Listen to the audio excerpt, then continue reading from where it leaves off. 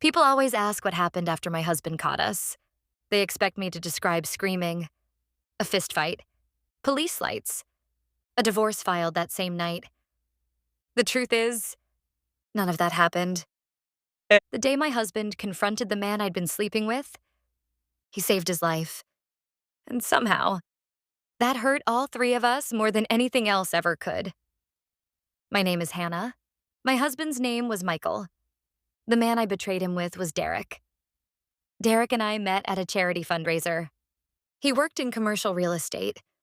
I handled marketing for one of the sponsors. Our first conversation lasted 10 minutes. The second lasted an hour.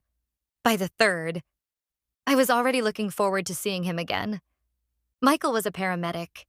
He worked 12-hour shifts that somehow always became 16. He missed holidays, birthday dinners, weekend trips. Not because he wanted to, because someone somewhere always needed help. I spent years telling myself I understood. Eventually, understanding became resentment. Resentment became distance. Distance became permission. At least, that's what I told myself. Derek made me laugh. He listened. He remembered little things. My coffee order. My favorite restaurant. The books I pretended I'd already read. He made me feel noticed. Within 6 months, we were having an affair. We were careful. Or at least, we believed we were. Hotels, business trips, long lunches, never my house. Never anywhere Michael might be. I thought we'd built a perfect secret. Then Michael changed. He became quieter, kinder, almost impossibly patient. He stopped asking when I'd be home, stopped questioning late meetings, stopped wondering why my phone stayed face down. I thought he'd given up worrying. I never considered. He already knew. One rainy Friday evening, Derek asked if we could finally have dinner somewhere public. I'm tired of hiding. Against my better judgment, I agreed. We drove 40 minutes to a small town where we assumed nobody would recognize us. Halfway through dinner, Derek looked across the table. "Do you ever think about leaving him?" Before I could answer, the restaurant lights flickered. Then everything went dark. Someone shouted. Glasses shattered. At first, everyone assumed it was a power outage. Then smoke rolled across the ceiling. The kitchen. People began standing. Someone screamed. Within seconds, the dining room became chaos. Servers yelled toward the emergency exits. Tables overturned. Everyone rushed for the doors. Derek grabbed my hand. "We've got to go." We reached the hallway leading outside. Then a loud cracking sound echoed overhead. Part of the ceiling collapsed. Derek pushed me forward. A heavy wooden beam crashed directly across his legs. He screamed. I dropped beside him. "Help!" Nobody stopped. Everyone kept running. The smoke thickened. Derek tried pulling himself free. He couldn't move. "Hannah, I can't." I pulled with everything I had. Nothing. Then I heard a voice behind me. "Move." I turned. Michael, still wearing his paramedic uniform. His ambulance had been dispatched to the restaurant. For one impossible second, we simply stared at each other. He looked at me, then at Derek. Recognition flashed across his face. He knew exactly who he was. Not because we'd been introduced, because he'd already seen enough photographs, enough messages, enough hotel receipts. He knew. I expected him to walk away. Instead, he dropped to his knees. On 3. He wedged one shoulder beneath the beam. Another firefighter joined him. Together, they lifted just enough. Michael shouted, "Pull him!" I grabbed Derek beneath the arms, dragged him free. The beam crashed back onto the floor. Michael never moved. He kept checking Derek's pulse, his breathing, his pupils. "Stay with me." Blood covered Derek's shirt. Michael pressed both hands against the wound. It's going to be okay. I couldn't understand what I was seeing. The man I'd betrayed was fighting harder to save my affair partner than I was. Inside the ambulance, Michael worked without stopping.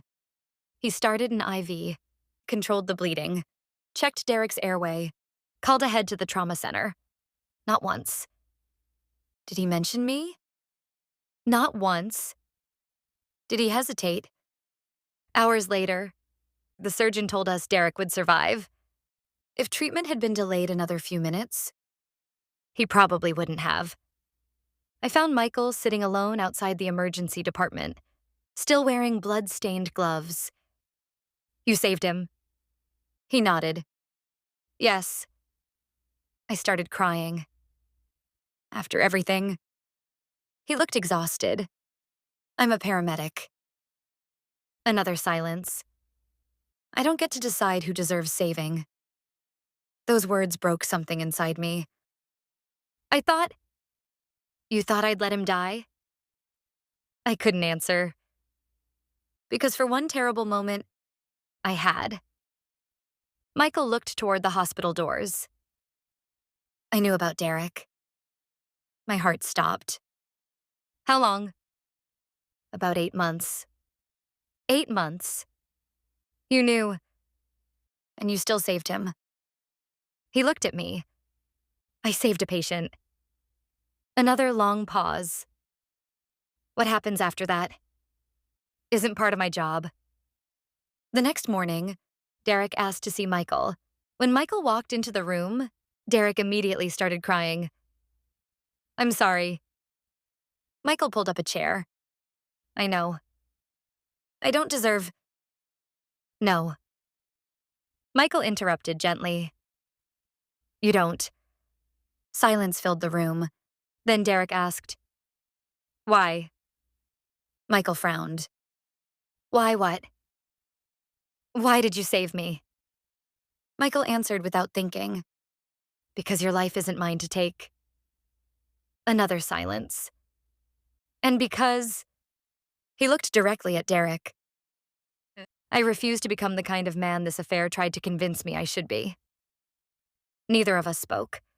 Michael stood, reached into his jacket.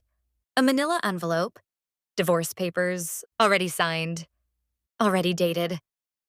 He placed them on the bedside table, not in front of Derek, in front of me.